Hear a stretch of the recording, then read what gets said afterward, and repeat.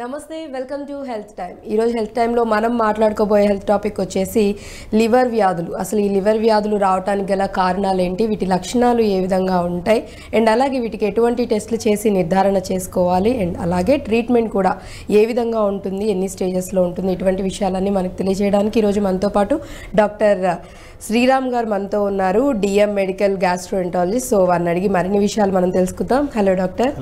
So ఈరోజు topic వచ్చేసి liver వ్యాధులు. అంటే లివర్ వ్యాధులు ఫస్ట్ థింగ్ రావడానికి రీజన్స్ ఏంటంటారు, కారణాలు ఏంటి? లివర్ వ్యాధులు అంటే చాలా రకాలు ఉంటాయండి. లివర్ వ్యాధుల్లో ఒకటి టాక్సిసిటీస్ మూలంగా వస్తుంది, అంటే ఆల్కహాల్ మూలంగా కానీ, మందుల మూలంగా కానీ, లేకపోతే కొన్ని రకమైన చెట్ల మందుల మూలంగా కానీ అలా లివర్ వ్యాధి వచ్చే అవకాశం ఉంది. లేకపోతే వైరల్ హెపటైటిస్ అంటాం. హెపటైటిస్ ఏ నుంచి ఈ వరకు మనకు 5 వైరస్ ఉన్నాయన్నమాట. Hepatitis A, hepatitis B, C, D and E. So వీటి మూలంగా దీంట్లో ఎస్పెషలీ హెపటైటిస్ బి కానీ హెపటైటిస్ సి కానీ ఉంటే లివర్ వ్యాధి ఎక్కువ మందికి వస్తుంది అనమాట. ఇవి కాకుండా ఆటో ఇమ్యూన్ కండిషన్స్ అని ఉంటాయి. ఆటో ఇమ్యూన్ హెపటైటిస్ అని అంటాము. అంటే కీలవాతం అలా ఉంటుంది కదా, అలా కీలవాతం ఉండి లివర్ ఎఫెక్ట్ అయింది అనుకోండి, దాన్ని. లేకపోతే ఇంకా జెనెటిక్ డిసీజెస్ ఉంటాయి, జెనెటికల్ గా కూడా వచ్చే డిసీజ్. జెనెటికల్ గా కూడా చాలా లివర్ డిసీజెస్ ఉన్నాయన్నమాట. జెనెటిక్ డిసీజెస్ యూజువల్లీ చిన్నపిల్లల్లో ఎక్కువ వస్తాయి. సో చిన్నపిల్లల్లో జాండీస్ కానీ, చిన్నపిల్లల్లో కామెర్లు కానీ వస్తే జెనెటిక్ డిసీజెస్ గురించి ఎక్కువ ఆలోచిస్తాం.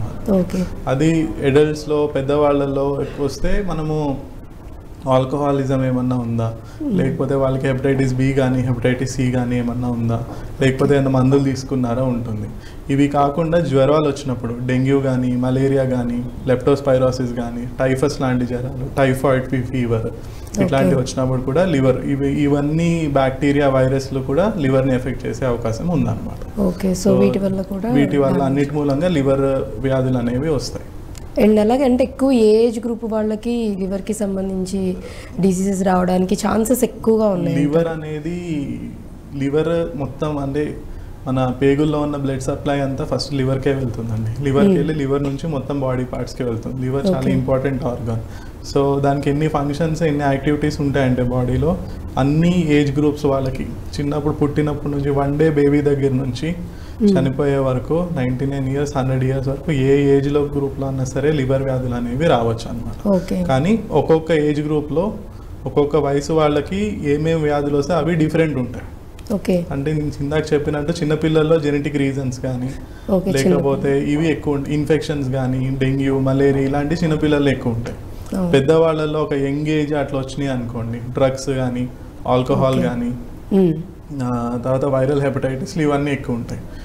మరి ఓల్డ్ ఏజ్కి వచ్చేసరికి ఏంటంటే ఇంకా వాళ్ళలో కూడా అంతే డ్రగ్స్ కానీ, వైరల్ హెపటైటిస్ కానీ, ఆల్కహాలిజం కానీ ఇవన్నీ ఉంటాయి అన్నమాట.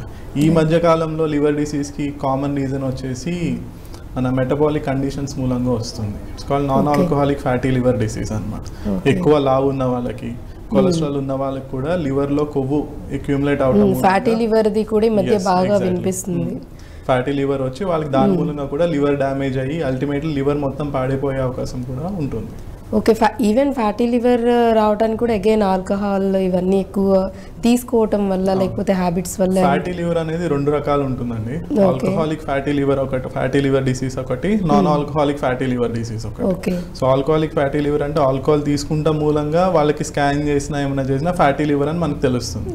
Non alcoholic fatty liver disease అంటే ఇది metabolic condition, diabetes, uncontrolled diabetes ఉన్నా సరే, అన్కంట్రోల్డ్ కొలెస్ట్రాల్ ఎక్కువ ఉన్నా, లేకపోతే రెడ్ మీట్ ఎక్కువ తినే వాళ్ళకి, కొలెస్ట్రాల్, ఆయిల్ పదార్థాలు ఎక్కువ తినే వాళ్ళకి ఫ్యాటీ లివర్ డిసీజ్ వస్తుంది. సో అలా అంటే ఇలా 2 టైప్స్లో రావచ్చు అని చెప్తూ ఉన్నారు. సో లక్షణాలు అంటే బేసిక్గా లక్షణాలు మనం మాట్లాడుకోబోయే ముందు, నిజంగా ఒకవేళ లివర్కి సంబంధించి ఏదన్నా ప్రాబ్లం వచ్చింది అంటే అది నిజంగా దాని సివియారిటీ ఎంతవరకు ఉంటుంది, ఎంతవరకు బాడీ మీద దాని ఇంపాక్ట్, ఎఫెక్ట్ అనేది ఉంటుంది అంటారు? లివర్కి మెటబాలిక్ రిజర్వ్ అంటామండి. మెటబాలిక్ రిజర్వ్ అంటే ఏంటంటే ఒక ఆర్గాన్కి ఎంతవరకు డ్యామేజ్ అయినా సరే మనకి బాడీలో చేంజ్ కనిపించదు, దాన్ని మెటబాలిక్ రిజర్వ్ అంటాం. లివర్కి మెటబాలిక్ రిజర్వ్ చాలా ఎక్కువ. అంటే లివర్ కొంచెం ఒక 50% పని చేసినా సరే మనకి పెద్దగా ప్రాబ్లమ్స్ కానీ అవి ఏం తెలియవు అనమాట. సపోజ్ ఇప్పుడు లివర్ ట్రాన్స్ప్లాంటేషన్ చేసినప్పుడు 30% ఆఫ్ లివరే మనకి పెడతారు, కానీ మొత్తం ఫుల్ బాడీ వర్కప్ అంతా చేస్తుంది అనమాట. ఈవెన్ 30% ఉన్నా 30% ఉన్నా 30-35 బాడీ వెయిట్ బట్టి. సో లివర్కి ఫంక్షనల్ రిజర్వ్ ఎక్కువ ఉంటుంది, కానీ దానికన్నా ఎక్కువ శాతం లివర్ డ్యామేజ్ అయినా లేకపోతే ఒకటేసారి మొత్తం లివర్ ఎఫెక్ట్ అయినా, వైరల్ హెపటైటిస్లో కానీ లేకపోతే డెంగ్యూ మలేరియా ఒకటేసారి మొత్తం లివర్ ఎఫెక్ట్ అయినా సరే జాండీస్ ఈవెన్ లివర్ వ్యాధులు అనేవి వస్తాయన్నమాట. సో అంటే ఇంకా ఎంత పర్సెంటేజ్ వరకు, ఇప్పుడు మీరు 30% వరకు అంటున్నారు, లేదు ఇంకా కంప్లీట్గా డ్యామేజ్ అయిందని ఎలా డిసైడ్ చేసుకోవచ్చు? కంప్లీట్గా లివర్ డ్యామేజ్ అవటం అనేది సిరోసిస్ ఆఫ్ లివర్ లేకపోతే ఎండ్ స్టేజ్ లివర్ డిసీజ్ అంటాము. ఇదేంటంటే లివర్ కంప్లీట్గా డ్యామేజ్ అయ్యి దాని పని మన లివర్ చేసే పని మన బాడీకి సరిపోనప్పుడు దానికి ఎండ్ స్టేజ్ లివర్ డిసీజ్ అంటామండి. ఆ ఎండ్ స్టేజ్ లివర్ డిసీజ్ కూడా ఇప్పుడు ట్రీట్మెంట్ ఆప్షన్స్ ఉన్నాయి. అంటే లివర్ ట్రాన్స్ప్లాంటేషన్ కానివ్వండి లేకపోతే మందులు కానివ్వండి, అంటే ఎండ్ స్టేజ్ లివర్ డిసీజ్ కూడా ట్రీట్మెంట్ ఆప్షన్. సో అది కూడా డిపెండ్స్ అంటారు, అంటే మెడిసిన్ త్రూనా లేకపోతే ట్రాన్స్ప్లాంటేషన్ చేయించుకోవాల్సి వస్తుంది? మెడిసిన్స్ ఇస్తాము లేకపోతే మెయిన్ ట్రీట్మెంట్ ఫస్ట్ భాగం ఏంటంటే లివర్ ఎందుకు డ్యామేజ్ అవుతుందో దాన్ని ట్రీట్మెంట్ చేయడం. ఇప్పుడు వైరల్ హెపటైటిస్ అనుకోండి, దాని వైరస్ ని ట్రీట్ చేయటం కానీ, non alcoholic fatty liver disease అంటే కొలెస్ట్రాల్ ని తగ్గించటము, బాడీ వెయిట్ తగ్గించటము, ఆల్కహాలిజం అనుకోండి ఆల్కహాల్ మానేయమని చెప్పటము, డ్రగ్స్ చెట్ల మందులు అట్లాంటివి ఉంటే అవి మానేయటం. ఫస్ట్ స్టేజ్ వచ్చేసి అఫెండింగ్ ఫ్యాక్టర్స్ ని తీసేయటం. సెకండ్ స్టేజ్ వచ్చేసి లివర్ మళ్ళీ కొత్త లివర్ కణాలు రావడానికి హెల్ప్ చేయడానికి మందులు ఇవ్వటం అన్నమాట. సో ఈ రెండు చేసినా సరే లివర్ వ్యాధి ఇర్రివర్సిబుల్ స్టేజ్లోకి వచ్చేస్తే అప్పుడు లివర్ ట్రాన్స్ప్లాంటేషన్ అనేది చేస్తాం. ఓకే, సో థర్డ్ స్టెప్లో ట్రాన్స్ప్లాంటేషన్ అనేది ఉంటుందంటారు. రైట్, అంటే ప్రతిదీ హెల్త్కి సంబంధించి ఏదైనా ప్రాబ్లం వచ్చింది అంటే ఆర్గన్లో సిమ్టమ్స్ అనేవి కొన్ని వరకు చూపిస్తూ ఉంటే తెలుస్తూ ఉంటుంది. పెయిన్ అనో లేకపోతే వేరే విధంగా అన్న సిమ్టమ్స్ అనేవి తెలుస్తూ ఉంటాయి. లివర్కి సంబంధించి కూడా అలా ఏమన్నా మనకి లివర్లో ప్రాబ్లం వచ్చింది లేకపోతే లివర్ డ్యామేజ్ అవుతుంది అని అంటే కనుక మనకి ఏమన్నా సిమ్టమ్స్ తెలుస్తాయి అంటారా? లివర్ వ్యాధి లక్షణాలు చాలా రకాలుగా ఉంటాయండి. సో అది లివర్ ఎంత డ్యామేజ్ అయింది దాన్ని బట్టి ఉంటుంది. లివర్ డ్యామేజ్ అవుతుంది అనుకోండి, వాళ్ళకి మెయిన్ వచ్చే లక్షణాలు ఏంటంటే నీరసంగా ఉంటాము, తొందరగా అలసిపోవటము, వామిటింగ్ సెన్సేషన్ ఉంటాం, నాసియా వామిటింగ్ సెన్సేషన్ ఉంటాం, ఇట్లాంటివన్నీ ఉంటాయి అనమాట. అంటే లివర్ వ్యాధి మెల్లిగా ప్రోగ్రెస్ అవుతున్నప్పుడు. లివర్ వ్యాధి ఒకటేసారి ఎక్కువ ఉంది అనుకోండి, ఇనిషియల్లీ అట్లా ఉంటుంది. లేకపోతే రైట్ సైడ్ లివర్ ఉన్న రైట్ సైడ్ భాగంలో కొంచెం బరువుగా అనిపించడము, నొప్పి రావటము, ఇవన్నీ ఉంటాయి అనమాట. సివియర్ గా లివర్ డిసీజ్ ఉంటే జాండీస్ రావటం, అంటే కామెర్లు అంటాం. కామెర్లు కళ్ళు పసుపచ్చగా అవుతాయి, నోట్లో మ్యూకోసా అంతా పసుపచ్చగా అవుతుంది. మరీ ఎక్కువ స్టేజ్ జాండీస్ కనుక 10 దానికన్నా ఎక్కువ ఉంటే మొత్తం చర్మం కూడా పసుపచ్చగా కనిపిస్తుంది అనమాట. ఎల్లోయిష్ డిస్కలరేషన్ మొత్తం వచ్చేస్తుంది అనమాట. అందరికి తెలిసింది కామెర్లు అంటే yellow colour of skin. So కళ్ళు కానీ ఇవి కానీ ఎల్లో కలర్ లో ఉంటుంది అనమాట.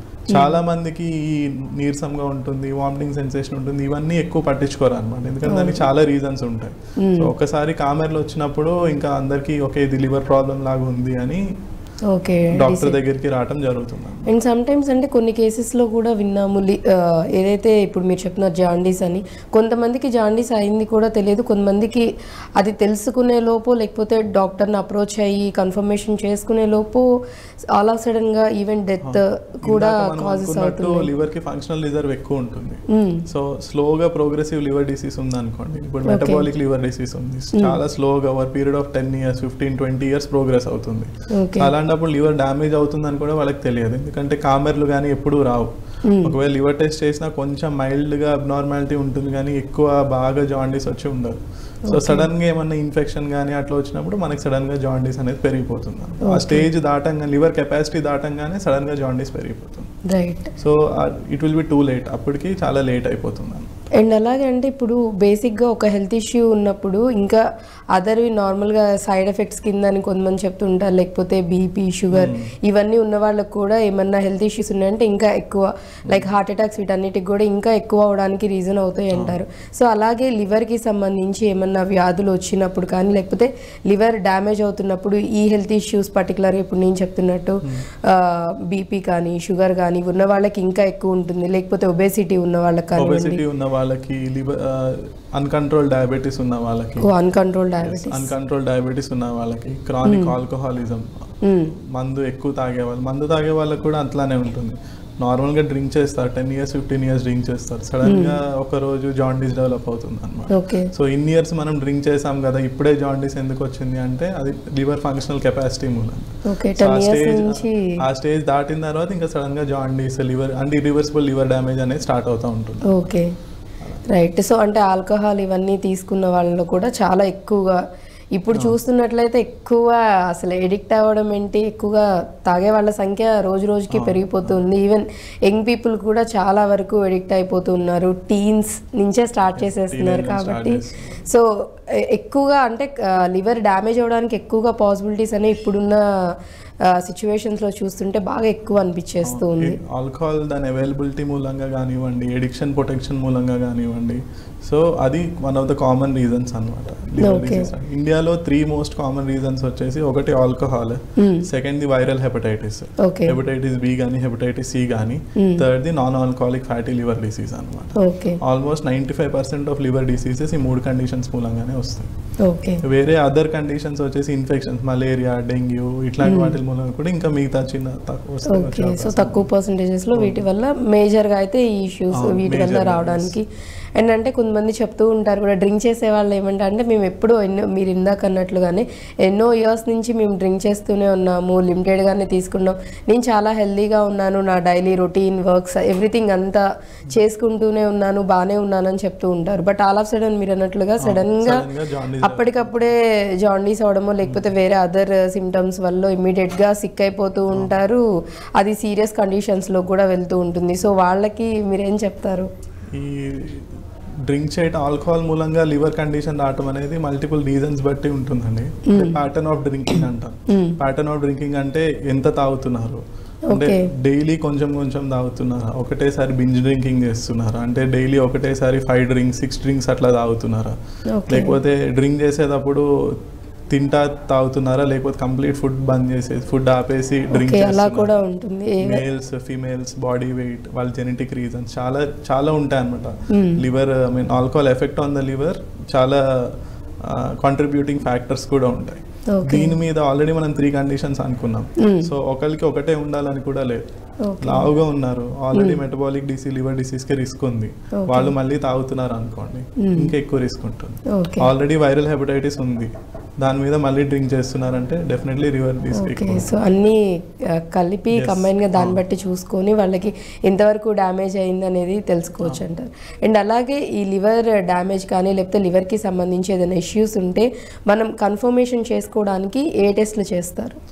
కన్ఫర్మ్ చేయడానికి ఫస్ట్ బ్లడ్ టెస్ట్ చేస్తామండి. బ్లడ్ టెస్ట్ వచ్చేసి లివర్ ఫంక్షన్ టెస్ట్ అంటాము.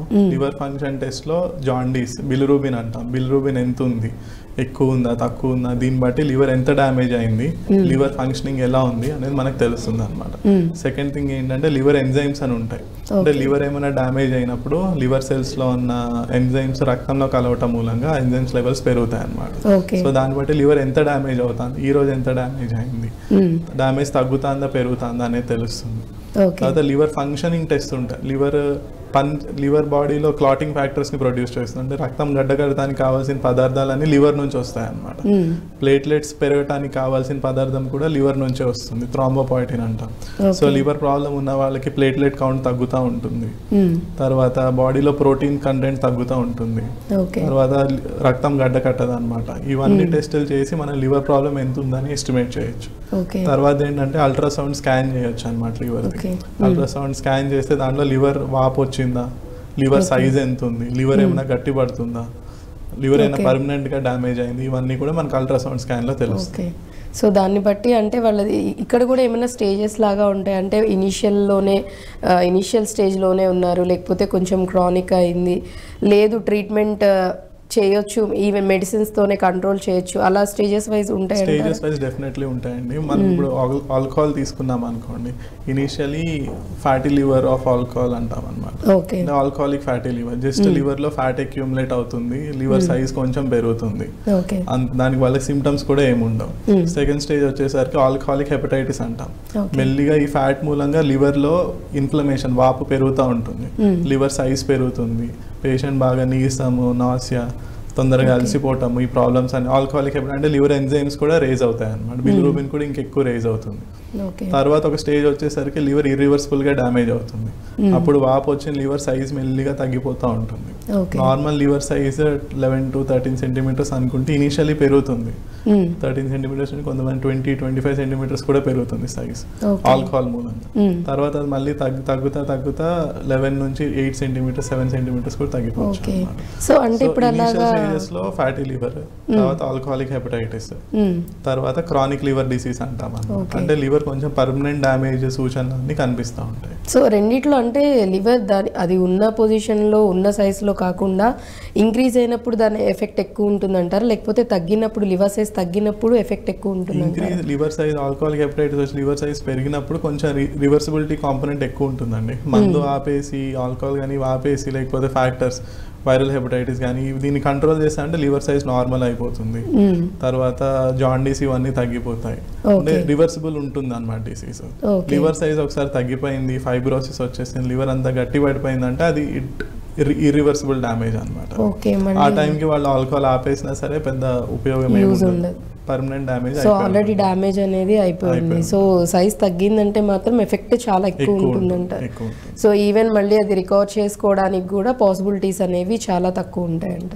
Long term over the period of 5 years 10 years recovery అయ్యే అవకాశం ఉంది, but it will take very long.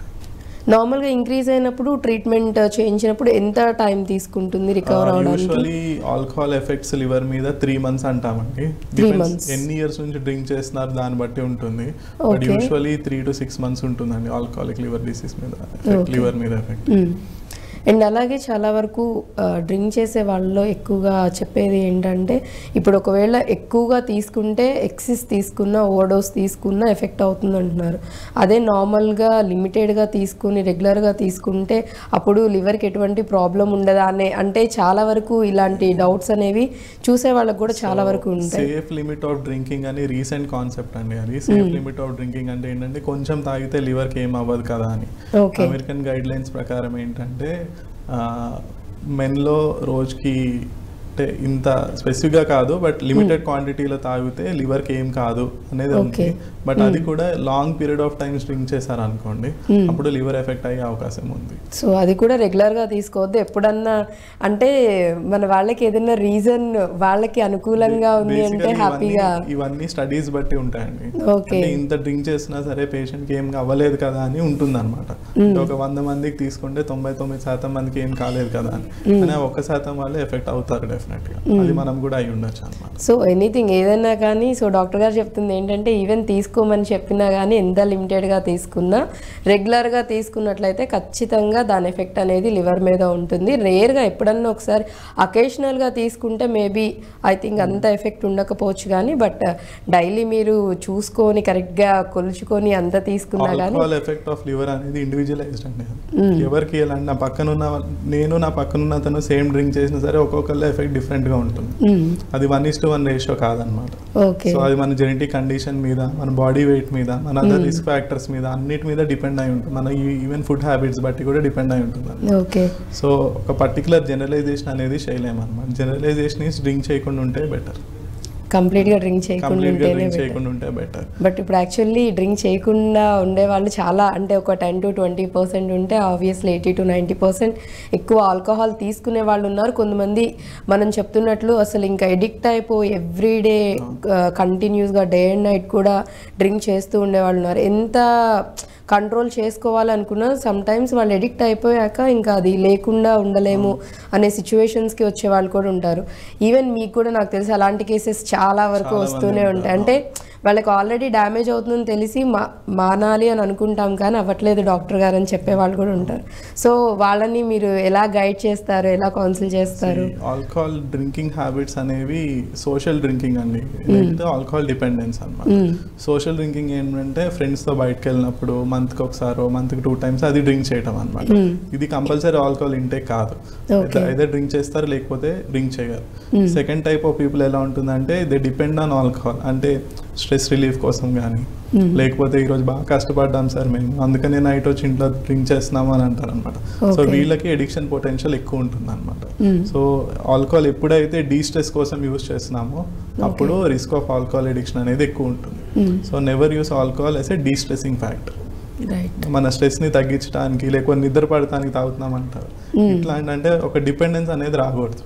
Social drinking is fine. Fine అంటే మంత్కి ఒకసారి 2 సార్లు ఫ్రెండ్స్తో, దట్ ఈస్ ఓకే. బట్ ఎప్పుడైతే ఆల్కహాల్ నాకు ఇది బాడీకి యూస్ అవుతుంది అని అనుకున్నామో అప్పుడు ఎడిక్షన్ అనేది స్టార్ట్ అవుతుంది. సో అలా అయితే తీసుకోకూడదని చెప్తున్నారు. అండ్ ఇంకొకటి కూడా, ఇంకొక అపోహ కూడా ఏంటంటే, ఇందాక మనం మాట్లాడుకున్న వాటిల్లోనే యాక్చువల్లీ డ్రింక్ చేసినప్పుడు ఎంత డ్రింక్ చేసామో అంతే ఇదిగా ఫుడ్ అనేది తీసుకున్నట్లయితే కనుక ఈక్వల్ అయిపోతుంది. సో ఎటువంటి ఎఫెక్ట్ ఉండదు. ఇఫ్ ఇన్ కేస్ ఒకవేళ తీసుకోలేదు, ఫుడ్ ఏం తీసుకోకుండా కంప్లీట్గా ఆల్కహాలే తీసుకొని ఎంటీ స్టమక్తో పడుకుంటే కనుక దాని ఇంపాక్ట్ ఎక్కువ ఉంటుందని కూడా అంటూ ఉన్నారు. సో తీసుకున్నప్పుడు ఏంటంటే ఆల్కహాల్ ఇంటెస్టైన్స్ నుంచి అబ్జర్వ్ అవుతుంది. సో ఫుడ్ తో పాటు తీసుకుంటే ఏంటంటే ఆల్కహాల్ స్లోగా అబ్జర్వ్ అవుతుంది బాడీలోకి. సో బ్లడ్ ఆల్కహాల్ కాన్సన్ట్రేషన్స్ ఎక్కువ పెరగవు అనమాట. అది ఎంటీ స్టమక్ తో తీసుకున్నాం అనుకోండి, సడన్ గా ఎక్కువ రేజ్ అయిపోతాయి, మత్తు తొందరగా వస్తుంది, ఇవన్నీ కూడా హార్మ్ఫుల్ ఎఫెక్ట్స్ కూడా ఎక్కువగా వస్తాయి. So food. సెకండ్ థింగ్ ఏంటంటే ఆల్కహాల్ ఎంత తాగుతున్నాం అనేది చూసుకోవాలి. డ్రింక్స్ అంటాం అన్నమాట. ఒక స్టాండర్డ్ డ్రింక్ అంటాం. స్టాండర్డ్ డ్రింక్ అంటే 14 grams of alcohol is a standard drink. So ఒక 40% విస్కీ ఉందనుకోండి, దాంట్లో 30 ml is a standard drink. So ఒక 350 ml of beer is a standard drink. So దానికి 1 స్టాండర్డ్ డ్రింక్ 1 hour లోపల కన్నా ఇంకెక్కువ తీసుకున్నాం అనుకోండి, బాడీ దాన్ని మెటబలైజ్ చేసుకోలేదు. సో యూజువలీ బాడీ కెపాసిటీ ఎలా ఉంటుందంటే 1 standard drink for 1 hour it can metabolise. దానికన్నా ఎక్కువ తీసుకున్నాం అనుకోండి, అప్పుడు మెటబలైజ్ అవ్వదు, ఆ హార్మ్ఫుల్ ఎఫెక్ట్స్ లివర్ మీద కనిపిస్తాయి. ఓకే. సో దీనికి సంబంధించి యాక్చువల్లీ ఆల్కహాల్ ఎక్కువగా కన్జ్యూమ్ అంటే ఎక్కువ తీసుకునే వాళ్ళలోనే లివర్కి సంబంధించి ఇష్యూస్ వచ్చే ఛాన్సెస్ ఏంటి ఎక్కువగా వస్తుందే వాళ్ళకే అనేది తెలుస్తుంది. కాబట్టి సో ట్రీట్మెంట్ ఏ విధంగా ఉంటుందంటారు? సో అది ఇందాక మనం అనుకున్నట్టు ట్రీట్మెంట్లో 2 భాగాలండి. ఒకటి అఫెండింగ్ ఫ్యాక్టర్స్ని తీసేయటం. సో ఆల్కహాలిజం అంటే దాన్ని కట్ డౌన్ చేయటం. సో ఎట్లా కట్ డౌన్ చేయొచ్చు అని అడిగారు మీరు ఇందాక. సో ఒకటి ఫస్ట్ థింగ్ ఏంటంటే పర్సన్కి ఫ్రమ్ విత్ ఇన్ ఉండాలి. మనం ఆల్కహాల్ కట్ చేయాలి అనేది ఫస్ట్ అది రావాలి. దానికి ఫ్యామిలీ సపోర్ట్ అనేది చాలా ఇంపార్టెంట్. ఫ్యామిలీ కానీ ఫ్రెండ్స్ కానీ. సో ఇప్పుడు మీరు ఆల్కహాలిక్ చుట్టూ ఉన్న ఫ్రెండ్స్ కూడా ఆల్కహాలిక్ ఫ్యాక్టర్స్ ఇవన్నీ ఎంకరేజ్ చేసే వాళ్ళు ఉన్నారు అనుకోండి, that is never possible. So usually కొన్ని సర్కిల్స్లో అలా ఉంటుంది అనమాట. సో ఆ కమ్యూనిటీ నుంచి బయటకు వచ్చేసాలన్నమాట. అది ఫస్ట్ స్టెప్. అంటే మన ఫెసిలిటేట్ ఏమి చేయకూడదు. ఫెసిలిటేటర్స్ ఉంటాయి కదా, ఈజీ అవైలబిలిటీ ఒకటి, వీటి నుంచి ఫస్ట్ దూరంగా రావాలి. దాని తర్వాత అదే ఫస్ట్ పర్సన్కి ఉండాలి, మనం మన సెల్ఫ్ మనం డిసైడ్ చేసుకోవాలి. దానికి ఫ్యామిలీ అండ్ ఫ్రెండ్స్ సపోర్ట్ ఉండాలి ఫస్ట్. దెర్ ఆర్ మెడిసిన్స్, కొన్ని మెడిసిన్స్ ఉంటాయి. దాంతో ఏంటంటే ఆల్కహాల్ మీదకి ధ్యాస వెళ్లకుండా తగ్గించడానికి కూడా మెడిసిన్స్ ఉంటాయి అన్నమాట. అంటే ఆ రివార్డ్ సెంటర్స్ ని స్టిమ్యులేట్ చేస్తుంటాయి. యాక్చువల్లీ అవి కూడా చాలా వరకు ఇప్పుడు మనం చూస్తున్నాం కాబట్టి నిజంగా అంటే అంత బాగా అవి వర్క్ చేస్తాయి అంటారు. వర్క్ చేస్తాయి చాలా. ఆల్మోస్ట్ ఒక 20-25 కైండ్స్ ఆఫ్ మెడిసిన్స్ ఉన్నాయి అన్నమాట. అవన్నీ వర్క్ చేస్తాయి. ఇండియాలో కొన్ని అవైలబుల్ ఉన్నాయి, కొన్ని లేవు. Definitely they will work. So once alcoholism మానిన తర్వాత సెకండ్ ఏంటంటే ట్రీట్మెంట్. అంటే లివర్ ఎట్లా రికవర్ అవుతుంది దానికి ట్రీట్మెంట్ అనమాట. డ్యామేజ్ అయిన లివర్కి ట్రీట్మెంట్ ఇవ్వటం కానీ, లేకపోతే ఇంకా ఫర్దర్ డ్యామేజ్ అవ్వకుండా మనం టాబ్లెట్స్ ఇవ్వటము, జాండీస్ తగ్గించడానికి టాబ్లెట్స్ ఇవ్వటము, డైట్ కన్సల్టేషన్. అంటే కొన్ని ఫుడ్స్ తింటే లివర్ తొందరగా రికవర్ అవుతుంది, కొన్ని ఫుడ్స్ తింటే కొంచెం లివర్ మీద ఎఫెక్ట్ ఎక్కువ పడుతుంది. Example fatty foods, oil food కానీ ఇట్లాంటివి ఎక్కువ తీసుకున్నాం అనుకోండి, లివర్ మీద స్ట్రెస్ ఎక్కువ ఉంటుంది. కార్బోహైడ్రేట్ రిచ్ ఫుడ్ తీసుకున్నాం అనుకోండి. సో ట్రీట్మెంట్ స్టార్ట్ చేసినప్పుడు ఈవెన్ ఫుడ్ కి సంబంధించి కూడా డెఫినెట్లీ అది ఒకటి విటమిన్ డెఫిషియన్సీస్. సరిగ్గా తినకుండా ఆల్కహాల్ ఎక్కువ తాగుతున్నారు అనుకోండి, lot of vitamin deficiencies, thiamine అని, పైరిడాక్సిన్ అని, ఇవన్నీ అవి కూడా రీప్లేస్మెంట్ చేయటము ఇవన్నీ చేస్తాము. అండ్ అలాగే ఎక్కువ ఫుడ్కి సంబంధించి నాన్ వెజ్ ఈ మధ్య బాగా ఎక్కువగా ఇష్టపడుతున్నారు. అంటే చిన్నవాళ్ళ నుంచి పెద్దవాళ్ళ వరకు కూడా ప్రతి ఒక్కళ్ళు కూడా ఈవెన్ ఇంట్లో అయినా బయట అయినా ఎక్కువ నాన్ వెజ్ ఫుడ్ లేకపోతే బేక్డ్ ఐటమ్స్, బేకరీ ఫుడ్ ఇవన్నీ తినడానికి చాలా చాలా ఇంట్రెస్ట్ చూపిస్తూ ఉన్నారు. సో ఇవి కూడా బాగా ఎఫెక్ట్ చూపిస్తాయి అంటారా? మెటబాలిక్ లివర్ డిసీజ్లో ఇది చాలా ఎఫెక్ట్ ఉంటుందండి. మెటబాలిక్ ఆయిల్ రిచ్ ఫుడ్స్ కానీ, కొలెస్ట్రాల్ రిచ్ ఫుడ్స్ కానీ, లేకపోతే రెడ్ మీట్ అంటాం. రెడ్ మీట్లో కొలెస్ట్రాల్ కానీ, సాచురేటెడ్ ఫ్యాటీ యాసిడ్స్ ఇవన్నీ ఎక్కువ ఉంటాయి. సో ఈ ఫుడ్స్ తిన్నప్పుడు లివర్ మీద దాని effect, food effect on liver అనేది ఎక్కువ ఉంటుంది అనమాట. సో ఆల్రెడీ లివర్ ప్రాబ్లం ఉన్న వాళ్ళు ఈ ఆయిల్ ఫుడ్ కానీ ఇవన్నీ ఎక్కువ తీసుకుంటే ఇంకా ఎక్కువ స్ట్రెయిన్ అవ్వాల్సి వస్తుంది లివర్. ఓకే. సో ఎటువంటి ఫుడ్ యాక్చువల్లీ లివర్కి చాలా అంటే హెల్దీ ఇది ఇస్తుంది అంటారు, హెల్ప్ఫుల్ అవుతుంది అంటారు? యూజువల్లీ కార్బోహైడ్రేట్ రిచ్ ఫుడ్ అండి. కార్బోహైడ్రేట్ రిచ్ ఫుడ్ అంటే ఫ్రూట్ జ్యూసెస్ కానీ, లేకపోతే rice has lot of carbohydrates. Rice కానీ అంటే బేస్ ఫుడ్, చపాతీ కానీ, ఇవన్నీ లివర్ని తొందరగా రికవర్ చేస్తాయి అన్నమాట. సో అండ్ ప్రోటీన్ కంటెంట్ ఉన్న ఫుడ్ కూడా తీసుకోవాలి. ప్రోటీన్ కంటెంట్ తీసుకుంటే లివర్ తొందరగా రికవర్ అవ్వటము, లేకపోతే చాలా మంది ఆల్కహాలిక్స్కి మజిల్ లాస్ ఉంటుంది అనమాట. లివర్ డ్యామేజ్ అవ్వటం, హార్మోన్ ఇంబ్యాలెన్స్ ఉంటుంది, దాని మూలంగా బాడీ అంతా సన్నగా అయిపోతుంది, పొట్ట పెరుగుతుంది, బాడీ సన్నగా అయిపోతుంది, ఇవన్నీ ఉంటాయి. సో ఇవన్నీ రికవర్ చేసుకోవడానికి ప్రోటీన్ ఎక్కువ తినాలి. సో మజిల్ ఎక్కువ పెరిగిందంటే కొంచెం లివర్ ఎఫెక్ట్ని, కొంచెం లివర్ చేసే పనిని కొంచెం మజిల్ కూడా తీసుకుంటుంది అనమాట, మెటబాలిజం అన్నీ. అండ్ బట్ అంటే ఇప్పుడు చూసుకున్నట్లయితే యాక్చువల్లీ ప్రోటీన్ ఫుడ్ అంటున్నారు కాబట్టి బేసిక్గా ఇప్పుడు దాని మీద కూడా చాలా ఎక్కువ ఇంట్రెస్ట్ చూపిస్తున్నారు. అండ్ అన్నట్టు ఫిజికల్ యాక్టివిటీస్లో కూడా జిమ్కి వెళ్ళడం, ఇంకా జిమ్ చేస్తున్నా అంటే ఆటోమేటిక్గా ప్రోటీన్ ఫుడ్ తీసుకుంటున్నారు తప్ప ఇప్పుడు మీరు చెప్పిన కార్బోహైడ్రేట్, రైస్ కంప్లీట్గా అవాయిడ్ చేస్తున్నారు. అండ్ సమ్వాట్ ఫ్రూట్ జ్యూసెస్ ఇవి తీసుకుంటున్నారు. కార్బోహైడ్రేట్స్ అనేది లివర్ వ్యాధి ఉన్న వాళ్ళకండి బేసికల్ అండి. కార్బోహైడ్రేట్ రిచ్ ఫుడ్ తీసుకోవాలి. ఆల్రెడీ జాండీస్ ఉంది, ఆల్రెడీ లివర్ డిసీజ్ ఉంది, వాళ్ళు మళ్ళీ ఫాస్టింగ్ చేసి లేకపోతే సరిగ్గా ఫుడ్ తినకుండా డైట్తో అంటే ఫుడ్ తగ్గించేసారు అనుకోండి, అప్పుడు లివర్ మీద ఎఫెక్ట్, లివర్ తొందరగా రికవర్ అవ్వదు. ఓకే, సో ఎవరైతే సఫర్ అవుతున్నారో వాళ్ళకి ఇవి చాలా ఇంపార్టెంట్. సో నార్మల్గా ఉన్న వాళ్ళకి డైలీ రొటీన్ ఇది తీసుకోవచ్చు అంటారు. డైలీ రొటీన్ తీసుకోవాలి, బ్యాలెన్స్డ్ డైట్ ఉండాలండి. ఓకే, సో కార్బోహైడ్రేట్స్ కానీ ఫ్యాట్స్, కంప్లీట్ జీరో ఫ్యాట్స్ అలా చేసినా సరే బాడీకి ఇబ్బందే ఉంటుంది. సో బాడీలో ఫుడ్ తీసుకుంటే 60% కార్బోహైడ్రేట్స్ ఉండాలి, 35% ప్రోటీన్ ఉండాలి, మిగతా 5% ఫ్యాట్స్ ఉండాలి, 5 to 10% ఫ్యాట్స్ ఉండాలి. సో ఇలా తీసుకోవాలన్నమాట. ఓకే, సో ఈ ఫుడ్ తీసుకుంటే చాలా హెల్ప్ఫుల్ అవుతుందంటారు.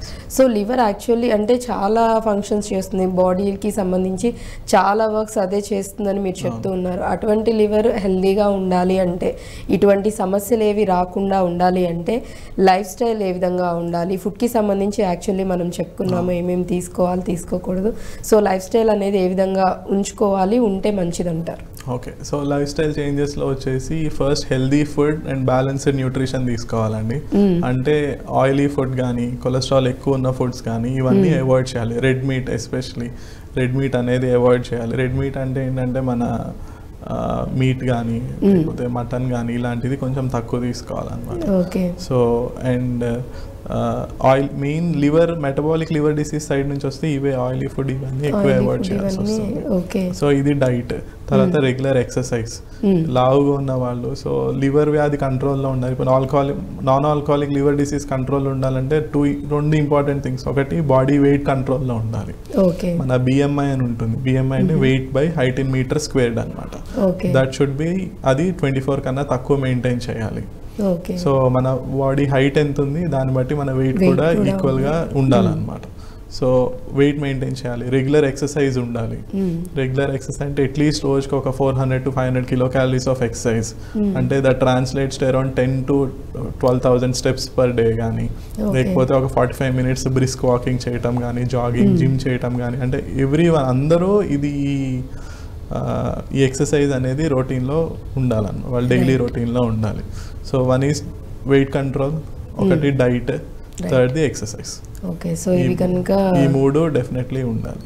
ఈ ఫాలో అయితే కనుక ఎటువంటి ఇష్యూస్ అనేవి రావు అంటారు. లివర్ ఒక్కటే కాదు, same advice goes to liver, heart, any health issue, A health issue అయినా కానీ ఖచ్చితంగా సో ఇవన్నీ ఫాలో అయితే ఆబ్వియస్లీ హెల్దీ లైఫ్ అనేది ఉంటుంది.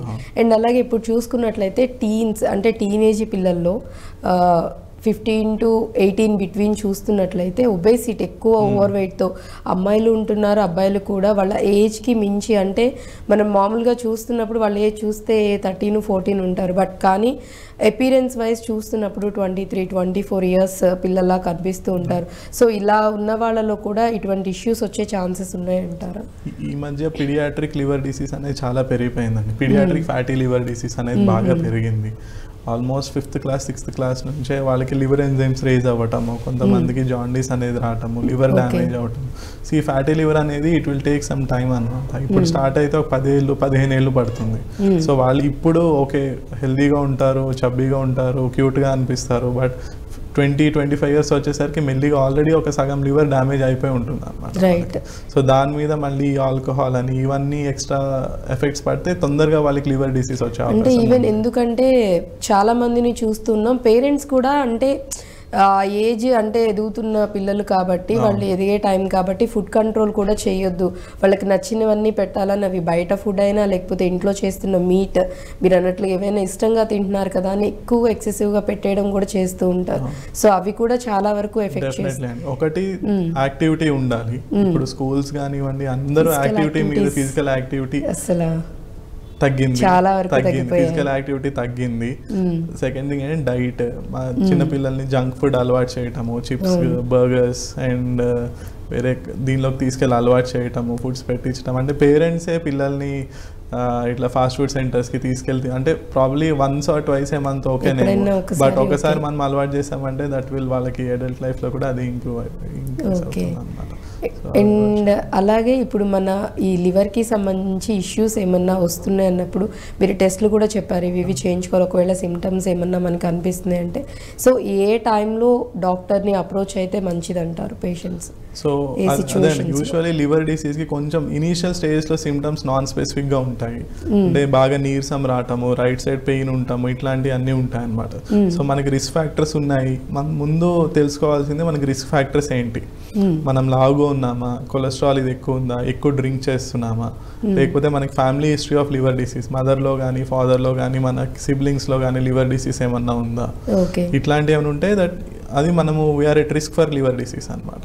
సో వాళ్ళు పీరియాడిక్గా లివర్ చెకప్ చేయించుకుంటాం కానీ, లేకపోతే ఆల్రెడీ డయాబెటీస్ ఉన్న వాళ్ళు, లేకపోతే purely control diabetes sugar levels బాగా ఎక్కువ ఉన్న వాళ్ళు కూడా లివర్ ప్రాబ్లం ముందే ఉందని టెస్ట్లు అవి రెగ్యులర్గా చేయించుకుంటూ ఉండాలన్నమాట.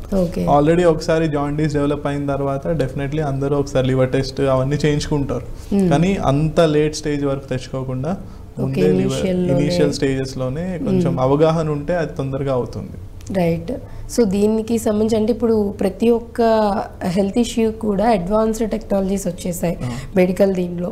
సో అలానే లివర్కి సంబంధించి డ్యామేజెస్ ఏమైనా అవుతున్నప్పుడు దీనికి సంబంధించి ఎటువంటి అడ్వాన్స్డ్ టెక్నాలజీస్ అనేవి ఇప్పుడు వచ్చాయి, ఏవేవి అందుబాటులో? గుడ్ క్వశ్చన్ అండి. లివర్కి ఫైబ్రో స్కాన్ అని ఒక అడ్వాన్స్డ్ టెక్నాలజీ వచ్చిందండి.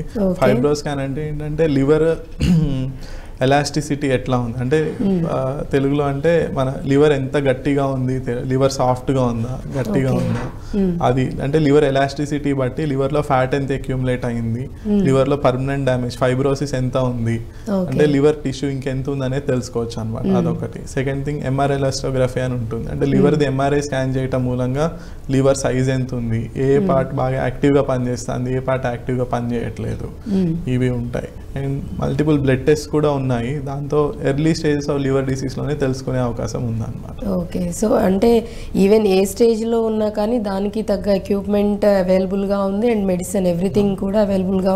Liver disease severe liver disease liver ఇంకా పనిచేయదు అనుకున్నప్పుడు కూడా పేషెంట్ని లివర్ ట్రాన్స్ప్లాంటేషన్ లాంటివి చేసి ఒకసారి లివర్ ట్రాన్స్ప్లాంటేషన్ చేసామంటే 15 ఏళ్ళు 20 ఏళ్ళు ఉన్న వాళ్ళు కూడా ఉన్నారు అన్నమాట. సో అంటే లివర్ ట్రాన్స్ప్లాంటేషన్ చేసినప్పుడు సక్సెస్ రేట్ ఎంతవరకు ఉంది? ఇప్పుడు సక్సెస్ రేట్ చాలా బాగుందండి. 85% will live for 5 years. Okay. 5 years అంటే 100% కాదు, బట్ 85% ఆఫ్ ద పీపుల్ యావరేజ్గా చూస్తే 85% of liver transplantees recipients will live for 5 years. అది 10 years అయ్యేసరికి 80% అవుతుంది, 15 years సరికి 70-75. అంటే అదర్ కండిషన్స్ కూడా ఉంటాయి కదా, but usually that is the data అనమాట. సో లివర్ ట్రాన్స్ప్లాంటేషన్ అంటే లివర్ ట్రాన్స్ప్లాంట్ స్టేజ్ వరకు రాకూడదు, అంటే గాడ్ ఫార్బిట్ ఒకసారి లివర్ ట్రాన్స్ప్లాంట్ స్టేజ్ వరకు వస్తే liver transplantation is an good option అన్నమాట. యాక్చువల్లీ అంటే ఇంకొంతమంది కూడా ఈ ట్రాన్స్ప్లాంటేషన్ ఇవన్నీ చేయాలంటే చాలా లెందీ ప్రాసెస్, లేకపోతే సక్సెస్ అనేది చాలా తక్కువ ఉండొచ్చు, ఒక్కొక్కసారి ఆ ట్రాన్స్ప్లాంటేషన్ చేసిన తర్వాత ఫెయిల్ అయ్యి చనిపోయే ఛాన్సెస్ కూడా ఉంటాయి కదా, అంటే కొంతమందికి అపోహలు భయాలు అనేవి కూడా చాలా మందిలో ఉంటూ ఉంటాయి. లివర్ ట్రాన్స్ప్లాంటేషన్ ఎప్పుడు సజెస్ట్ చేస్తామంటే ట్రాన్స్ప్లాంట్ చేస్తే బెటర్, చేయకుండా ఉంటాం కన్నా చేస్తేనే ఎక్కువ అడ్వాంటేజెస్ ఉంటాయి అనుకున్నప్పుడే లివర్ ట్రాన్స్ప్లాంటేషన్ సజెస్ట్ చేస్తాం. లివర్ ట్రాన్స్ప్లాంటేషన్ రిస్క్ ఉంటుంది, కానీ ఆ రిస్క్ ట్రాన్స్ప్లాంట్ చేయకుండా ఉంటే ఎంత రిస్క్ ఉంది, ఈ రెండింటిని వెయి చేసుకుని ఎప్పుడైతే ట్రాన్స్ప్లాంట్ రిస్క్ తక్కువ అనుకుంటామో పేషెంట్కి ఉన్న రిస్క్ కన్నా అప్పుడే లివర్ ట్రాన్స్ప్లాంటేషన్ సజెస్ట్ చేస్తాం. ఓకే, సో అంటే ఇంకా తనకి లైఫ్ అనేది ఇంకా ఉండదు అనే సిచ్యువేషన్స్ లో సో లివర్ ట్రాన్స్ప్లాంట్ చేయకపోతే ఒక 6 months కన్నా ఎక్కువ ఉండరు, లేకపోతే ఒక స్కోరింగ్ సిస్టమ్ ఉంటుంది, ఆ స్కోర్ మరీ ఎక్కువ ఉంది, లివర్ ట్రాన్స్ప్లాంట్ చేయకపోతే మాక్సిమం ఇంకా 6 months 1 year ఉంటారు అని మేము అనుకున్నప్పుడు అప్పుడు సజెస్ట్ లివర్ ట్రాన్స్ప్లాంటేషన్ అనమాట.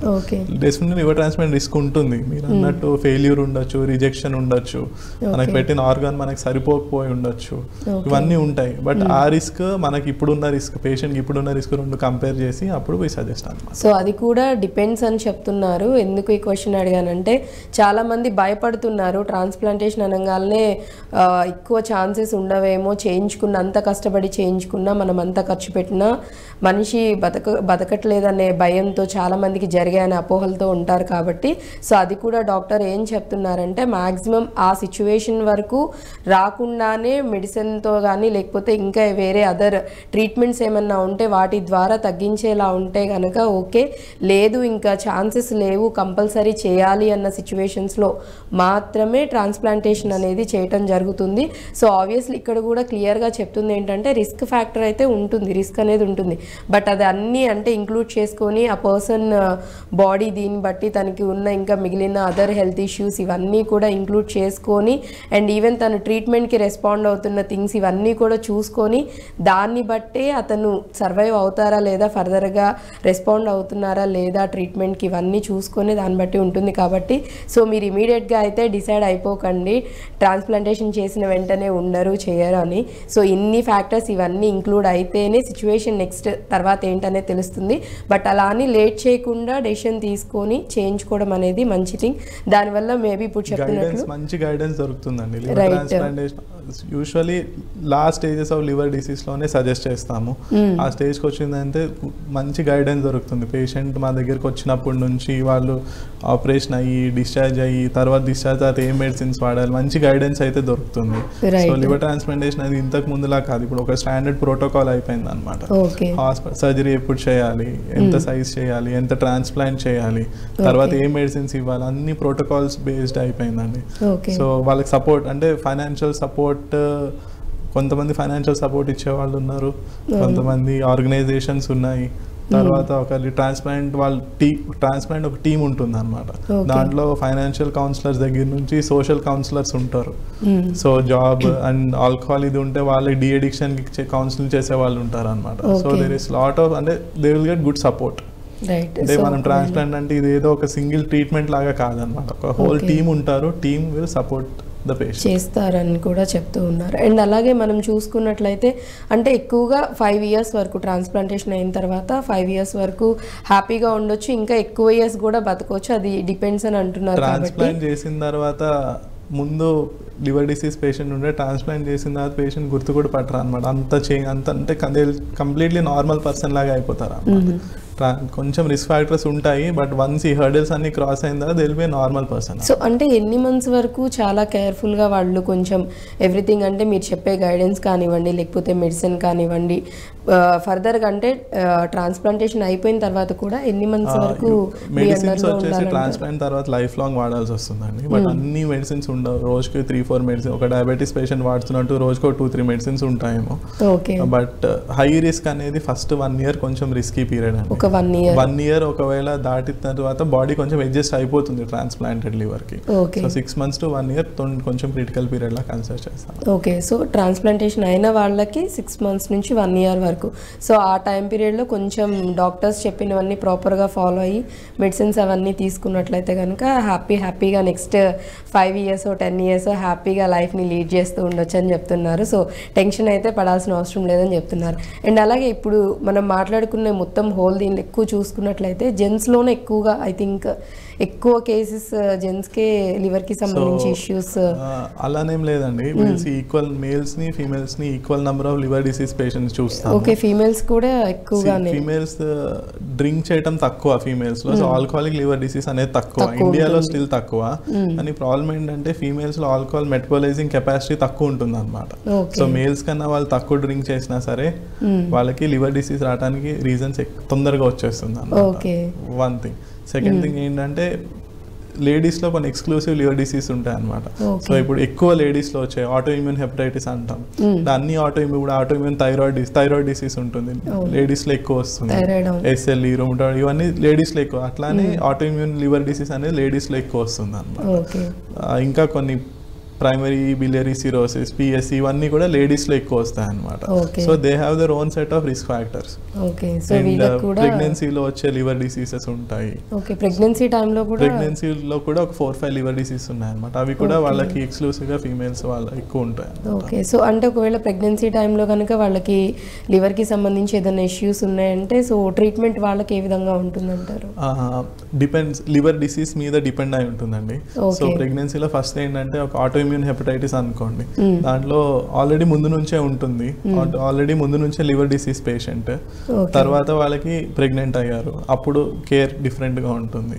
సో ఏమైనా మందులు, బేబీకి హార్మ్ చేసే మందులు ఉంటే అవి తీసేసి దానికి ఆల్టర్నేటివ్ మెడిసిన్స్ యాడ్ చేయటం కానీ ఇట్లాంటివి జరుగుతూ ఉంటాయి అన్నమాట. సో కొంతమంది లేడీస్కి ఏంటంటే డెలివరీ అయిపోయిన తర్వాత సడన్ గా ఒకసారి లివర్ డిసీజ్ ఫ్లేర్ అప్ అయ్యే అవకాశం ఉంటుంది అన్నమాట. సో ఇలా ఉంటాయి. అప్పుడప్పుడు వైరల్ హెపటైటిస్ ఉంటుంది, ఇప్పుడు హెపటైటిస్ B ఉంటుంది. ప్రెగ్నెన్సీ అందరు ప్రెగ్నెంట్ లేడీస్లో చెక్ చేస్తారు అన్నమాట. హెపటైటిస్ B అనేది నార్మల్ రొటీన్ చెకప్లో చేస్తారు. కొంతమందికి అప్పుడప్పుడు పాజిటివ్ వస్తుంది. అప్పుడు ఈ హెపటైటిస్ B అనేది బేబీకి రాకుండా ఏం జాగ్రత్తలు తీసుకోవాలి, ఏం వ్యాక్సిన్స్ తీసుకోవాలి, మదర్కి ఉందంటే మళ్ళీ బేబీకి రాకుండా ఉంటుంది, ఛాన్స్ ఉంటుంది. సో అది రాకుండా, మెటర్నల్ ట్రాన్స్మిషన్ కాకుండా బేబీకి వ్యాక్సిన్స్ ఏం తీసుకోవాలి, మదర్కి ఇవన్నీ చూస్తాం. ఓకే, సో డిపెండ్స్ అంటే ఈవెన్ ప్రెగ్నెన్సీ టైంలో కూడా వచ్చే ఛాన్సెస్ లేడీస్లో కూడా అంటే ఈక్వల్గానే ఉన్నాయని చెప్తూ ఉన్నారు. సో ఇద్దరికి అది డిపెండ్స్ వాళ్ళ హ్యాబిట్స్ని బట్టి. లేడీస్లో ఈ ఫ్యాటీ లివర్ డిసీజ్ కూడా లేడీస్లో ఉంటుందండి. Fatty liver disease males females ఈక్వల్గా ఉంటుంది fatty liver disease. So at present ఇప్పుడు చూసుకున్నట్లయితే ఎక్కువగా మీ దగ్గరికి ఎటువంటి కేసెస్ వస్తున్నాయి? అంటే ఇట్ డిపెండ్స్ అండి. ఇప్పుడు సిటీస్లో అనుకోండి, సిటీ హైదరాబాద్లో ఎక్కువ శాతం మంది పేషెంట్స్ వస్తే ఫ్యాటీ లివర్ డిసీజ్ వాళ్ళు ఎక్కువ మంది ఉంటారు. సో నార్త్ ఇండియాలో కూడా అంత ఫ్యాటీ లివర్ డిసీజ్ ఎక్కువ ఉంటుంది. పంజాబ్ ఇట్ సైడ్ తీసుకుంటే హెపటైటిస్ B, హెపటైటిస్ C ఇలాంటివి ఎక్కువ ఉంటాయి. మన విలేజెస్ సైడ్ వెళ్తే ఆల్కహాలిక్ లివర్ డిసీజ్ ఎక్కువ ఉంటాయి. మన తెలంగాణలో కానీ ఆంధ్రాలో కానీ లేకపోతే ఈ ఏరియాస్లోనే alcoholic liver disease, straightforward alcohol ఎక్కువ ఉంటుంది.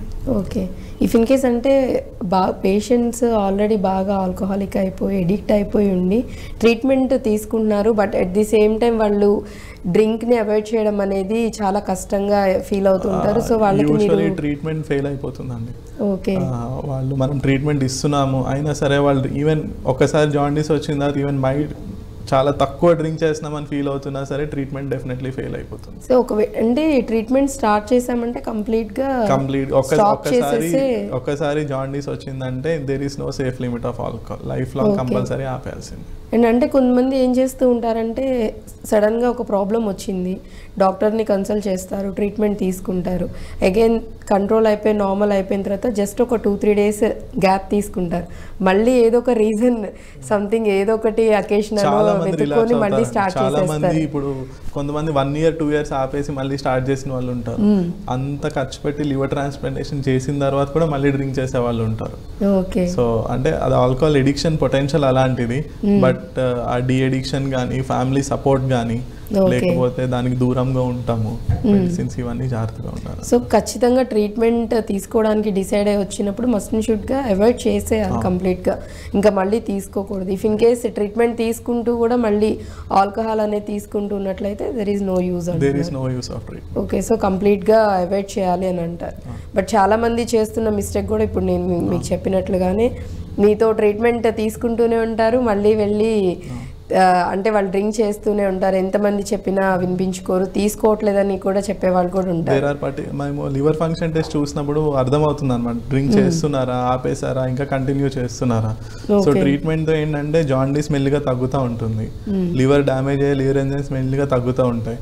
సడన్ గా నెక్స్ట్ విజిట్ వచ్చేసరికి లివర్ ఎంజైమ్ షూటప్ అయినాయి, మళ్ళీ పెరిగింది, జాండీస్ పెరిగింది అంటే అడుగుతాం అనమాట, ఏమైంది, వాట్ హ్యాపెండ్, ఎందుకు పెరిగినాయి అంటే సార్ ఒక్కసారి డ్రింక్ చేసాం సార్, 2 times డ్రింక్ చేసాం సార్ అని చెప్తారు అనమాట. సో అలాంటి వాళ్ళకంటే కంప్లీట్ గా మీరు అవాయిడ్ చేసేయండి అని చెప్తారా, లేకపోతే ఒక్కసారి లివర్ డిసీజ్ ఉందని తెలిసినప్పుడు 100% స్టాప్.